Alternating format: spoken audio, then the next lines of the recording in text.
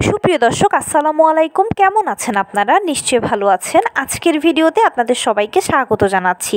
আজকে আমি আপনাদের সাথে শেয়ার করব বাচ্চাদের জন্য খুবই মজাদার ও 5 মিনিটে তৈরি করা যায় এমন একটা খাবারের রেসিপি। তাহলে চলুন জেনে নেওয়া যাক রেসিপিটা।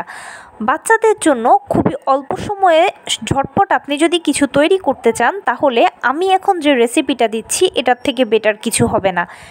এই রেসিপিটা করার জন্য প্রথমে আপনাকে যেটা করতে হবে সেটা হচ্ছে কিছুটা দুধ নিতে হবে। দুধের সাথে ডিম নেবেন। আপনি আপনার পরিমাণ মতো নেবেন যতটুকু বানাতে চাচ্ছেন। দুধ আর ডিমের সাথে মেশাতে হবে চিনি ও 1 চিমটে লবণ। সবগুলো উপকরণ কি খুব ভালোভাবে ফেটিয়ে নেবেন। অতঃপর এটাতে আপনি দিয়ে দেবেন ময়দা কিংবা আটা কিংবা ওটস, যেটা আপনি পছন্দ করেন। এর পরবর্তীতে কিছু বাদাম গুঁড়ো দেবেন, একটা কলাকে চটকে দেবেন, তার পাশাপাশি কিছু খেজুরের স্লাইস দিয়ে দেবেন ও আপনার পছন্দ মতো কিছু ফল আপনি চাইলে দিতে পারেন। সব একসাথে মিশিয়ে খুব নরমও নয় আবার খুব পাতলাও নয়, এ ধরনের একটা ডো তৈরি হবে। পরবর্তীতে আপনি ছোট ছোট কেকের মোল্ডগুলোর মধ্যে এই ডোগুলোকে দিয়ে সেটাকে বেক করে নিলে বাচ্চাদের জন্য তৈরি হয়ে যাবে দারুণ মজাদার মিক্সড ফ্রুট কেক। এর মধ্যে চাইলে আপনি গাজরও ক্রাশ করে দিতে পারেন, তাহলে এটা আরও অনেক বেশি ভালো হবে। তাহলে জিনিসটা বাচ্চারা খুব অল্প সময়ের মধ্যে খাবে, খেতে পছন্দ করবে এবং লুফে নেবে।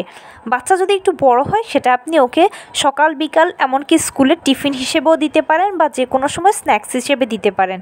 বাচ্চা যদি কিছুই খেতে না চায় তাহলে এই ধরনের একটা স্ন্যাক্স ওর হাতে দিয়ে দেবেন, আর এই স্ন্যাক্সটা খেলেই সে এখান থেকে সব পাবে: দুধ, ডিম, কলা, খেজুর, বাদাম, ফ্রুটস, গাজর, সব কিছু। তো এই ছিল আজকের ভিডিও। কেমন লাগলো বলুন।